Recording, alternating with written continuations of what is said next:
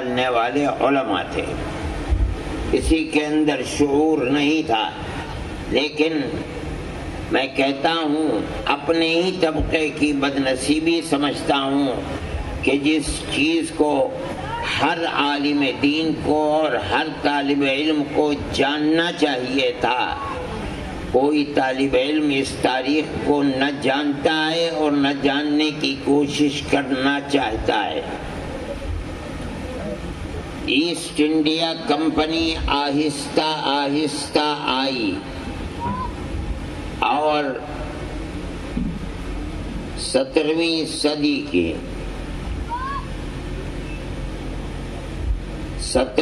صدی کے آخر تک اس نے ملک کے اندر آہستہ آہستہ اپنے پنجوں کو جما لیا،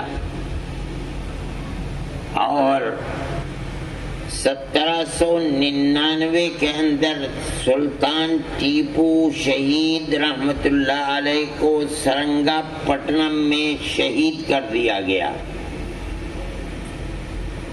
ہندوستان کے راجا مہاراجا بہت تھے، لیکن جس کو انگریز اپنے لیے کانٹا سمجھتا تھا وہ صرف اور صرف سلطان ٹیپو شہید تھے رحمت اللہ علیہ. اپنوں کی غداری، خود وہ لوگ جو ان کے ٹکڑوں کے اوپر پلتے ہوئے تھے، میر صادق اور دوسرے لوگوں نے غداری کی اور انگریز کے ٹکڑوں کے اوپر پل رہے تھے، اس لیے ان کی غداری سے سلطان کو شہید کر دیا گیا. 1799 کے اندر جب سلطان ٹیپو شہید ہو گئے تو ان کی لاش پر کھڑے ہو کر کے انگریز جنرل نے یہ بات کہی تھی کہ آج ہندوستان ہمارا ہے. جب تک سلطان ٹیپو زندہ تھے اس وقت تک یہ کہنے کی ہمت اور جرات ایسٹ انڈیا کمپنی کے اندر نہیں تھی، اور اس کے بعد انہوں نے جو چھوٹی اور بڑی ہندوستان کے اندر راجا مہاراجا اور نواب حکومت کر رہے تھے، ان سب کو اپنے پنجوں کے اندر لے کر 4 سال کے بعد سن 1803 میں دلی میں یہ اعلان کیا کہ ملک خدا کا، ملک خلق خدا کی، حکومت ملک بادشاہ سلامت کا، لیکن آج سے حکم ایسٹ انڈیا کمپنی کا چلے گا.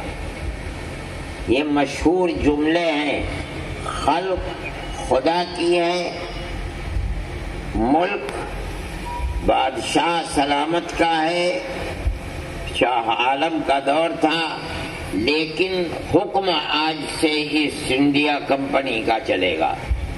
یہ سب سے پہلا اعلان تھا. اس اعلان پر کسی نے دھیان نہیں دیا. مدرسوں میں زندگی گزارنے والا ایک عالم دین جو اس وقت اپنے ہم عصروں کے اندر سب سے بڑا عالم دین سمجھا جاتا تھا، اور حضرت شاہ ولی اللہ صاحب محدث دہلوی کے سپوت حضرت شاہ عبدالعزیز صاحب رحمت اللہ علیہ کھڑے ہوئے، اور انہوں نے سب سے پہلے یہ اعلان کیا ہے کہ آج ہمارا ملک غلام ہو گیا اور اس ملک کو آزاد کرانے کے لیے جہاد کرنا ہر مسلمان کا فرض ہے. یہ سب سے پہلی آواز تھی. کسی کے اندر ہمت نہیں تھی کہ یہ آواز کرتا اور لگاتا کہ ملک غلام ہو گیا، اس کو غلامی سے آزاد کرانا ہمارا فرض ہے. کوئی کہنے والا نہیں تھا. اگر تھا تو شاہ عبدالعزیز صاحب محدث دہلوی تھے. یہ چیز تاریخوں میں زندہ ہے، لیکن مسلمان دوسروں کو یہ کہتا ہے کہ انہوں نے ہماری تاریخ کو مٹا دیا، لیکن سوال ہے کہ مسلمان نے کہاں اپنی تاریخ کو زندہ رکھا ہے؟ نہ مدرسوں میں پڑھائی جاتی ہے، نہ پڑھنے والے پڑھتے ہیں، نہ کسی کو شوق ہے، نہ کوئی جانتا ہے۔ حضرت شاہ عبدالعزیز صاحب محدث دہلوی کے یہ کلمات اللہ کے یہاں مقبول ہوئے اور انہوں نے جہاد کی تیاری کی، اور انگریز نے ان کو اس کی سزا دینے کی تیاری کی۔ ان کے مدرسے کو دفن کر دیا گیا دلی کے اندر۔ ابھی چند سال ہوئے وہ مدرسہ کھدائی کے اندر آیا، مگر وہ ہندوستان کی بری سیاست کی نظر ہو کر کے پھر برباد ہو گیا۔ حالانکہ اس مدرسے کے باقیات آزادی ہند کی در حقیقت ایک نشانی تھے، اسے آزاد رہنا چاہیے تھا، چاہے اس کی پرانی در و دیوار ہی زندہ رہتی، لیکن یہ ایک نشانی ہوتی کہ یہ ہیں وہ آثار جہاں سے ہندوستان کی آزادی کی آواز نکلی تھی۔ یہ واقعہ سن 1803 کا ہے۔ حضرت شاہ عبدالعزیز صاحب کی جائیداد اور مدرسے کو قرق کر لیا گیا، مدرسے کو دفن کر دیا گیا، ان کو دلی سے نکال دیا گیا، ان کو جسم کے اوپر چھپکلی کا لیپ کرا دیا گیا۔ لوگ کہتے ہیں کہ وہ برس کے بیمار ہو گئے، لیکن جو آواز ان کی زبان سے نکلی تھی آزادی وطن کی، ایک قدم وہ مرد مومن پیچھے نہیں ہٹا۔ یہ تاریخ ہے مسلمان کی، ہماری تاریخ ہے، ہمارے بزرگوں کی تاریخ ہے، جس کو ہم آج زندہ کرنے کے لیے یہ بات کہتے ہیں۔ اور یہ جو میں کہہ رہا ہوں کہ انہوں نے قدم پیچھے نہیں ہٹایا، یہ ایک کھلی ہوئی حقیقت ہے کہ ان مصائب و آلام کو برداشت کیا انہوں نے، مگر انہوں نے اپنی اولاد اور خاندان ولی اللہ سے ایک جوان کا انتخاب کیا، شاہ اسماعیل شہید کا، اور اپنے متوسلین میں سے رائے بریلی کے رہنے والے سید احمد شہید، جو مولانا ابو الحسن علی ندوی رحمۃ اللہ علیہ کے آباء و اجداد میں سے ہیں، لیکن مولانا شاہ عبدالعزیز صاحب محدث دہلوی کے متوسلین میں سے ہیں، ان کا انتخاب کیا اور اپنی زندگی میں ان دونوں کو کھڑا کر دیا جہاد آزادی وطن کے لیے قربانی دینے کے لیے۔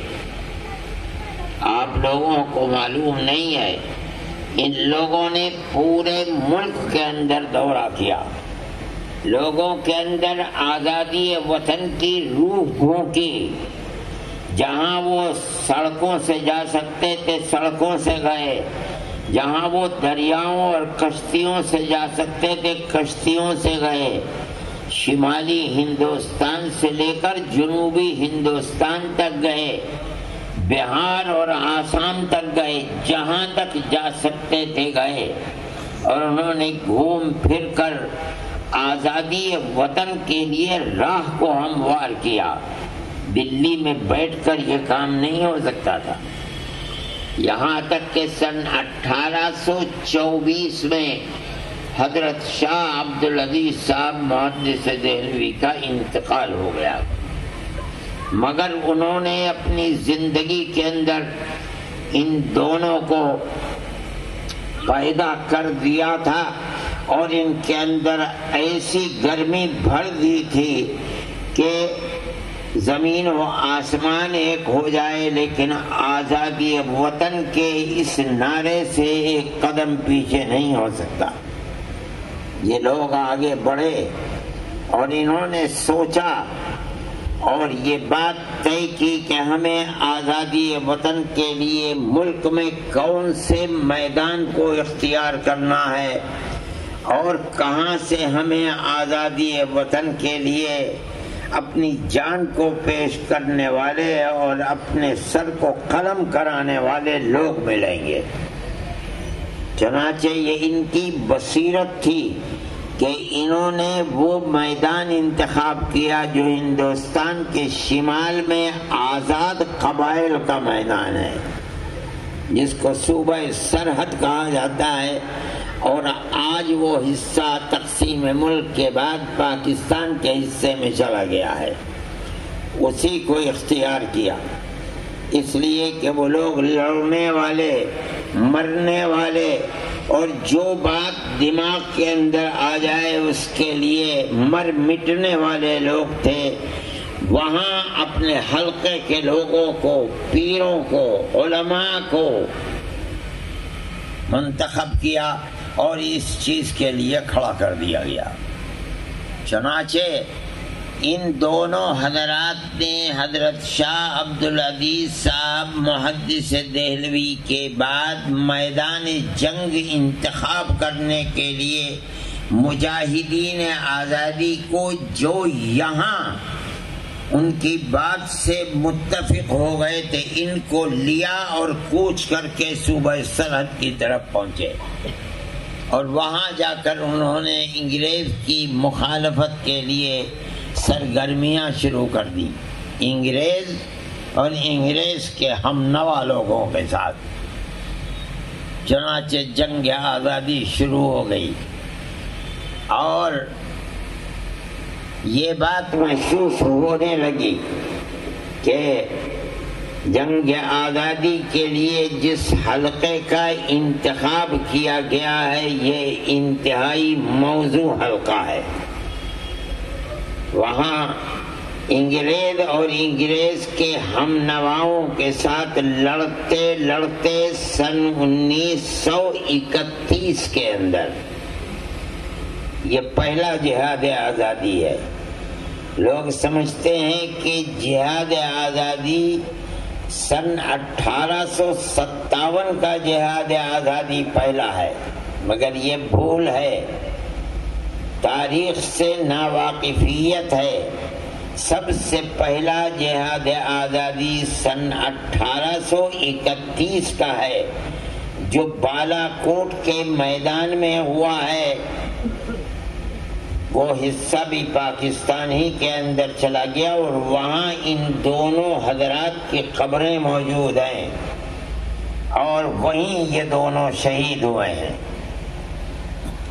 مسلمان اہل مدارس، طلبا اپنے بزرگوں کی اس تاریخ سے ناواقف ہیں، حالانکہ جو قوم اپنے آباء و اجداد کی اس تاریخ سے ناواقف ہے جن سے ملک کی آبیاری ہوئی ہے، اس قوم کا مستقبل کبھی تابناک ہو نہیں سکتا۔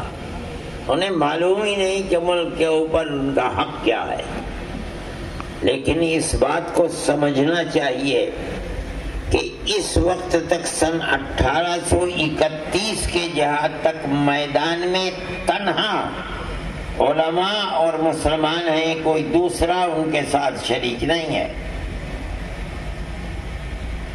یہ میں بات کہہ رہا ہوں اور حقیقت کہہ رہا ہوں۔ آپ اگر تاریخ کو پڑھیں گے تو یوں چٹ پھٹ لوگ آپ کو مل جائیں گے۔ حضرت شاہ صاحب کی فوج کے اندر بھی بڑے بڑے عہدوں کے اوپر غیر مسلم تھے، مگر آزادی کی جو ایک عمومی تحریک ہے اس کے اندر تنہا مسلمان تھا، غیر مسلم برائے نام تھے، چٹکیوں میں انگلیوں کے اوپر گنے جا سکتے تھے۔ وہاں ناکامی ہوئی ان کی شہادت کے بعد۔ پھر یہ لوگ بیٹھے نہیں، جو علماء صادق پور ان کے ساتھ تھے، بہار پٹنے سے بالکل لگا ہوا، اب تو پٹنے کے اندر آ گیا، یہاں علماء صادق پور رہنے والے تھے، انہوں نے آزاد قبائل کے اس علاقے کو چھوڑا نہیں، وہ وہیں رہے اور انگریز کے ساتھ لڑتے مرتے رہے۔ 31 سے لے کر 42 یا 45 تک برابر لڑتے رہے، مرتے رہے، یہاں تک کہ وہ تحریک گویا کہ لگنے لگا کہ اس علاقے میں ختم ہو گئی۔ لیکن جو لوگ بالا کوٹ کے میدان سے شکست کے بعد واپس آئے، انہوں نے یہاں آ کر کے یہ نہیں کیا کہ نامرادی کا شکار ہو کر کے اپنے گھر میں بیٹھ گئے ہوں، بلکہ انہوں نے مجاہدین آزادی کو پھر جمع کرنا شروع کر دیا، اپنے ساتھ غیر مسلموں کو بھی لیا اور یہ سمجھا کہ آزادی وطن کی تحریک میں کامیابی تنہا مسلمانوں کی جاں فروشی سے نہیں ہو سکتی۔ چنانچہ باغپت کے اندر جو رئیس تھے باغپت کے یا راجا تھے، وہ اور دوسرے لوگوں کو ساتھ لے کر کے تقریباً 31 سے لے کر 26 سال تک سن 1857 تک برابر کوشش کرنے کے بعد پھر 1857 کے اندر آزادی وطن کی جہاد آزادی وطن کے شعلے کو پھر گرم کیا۔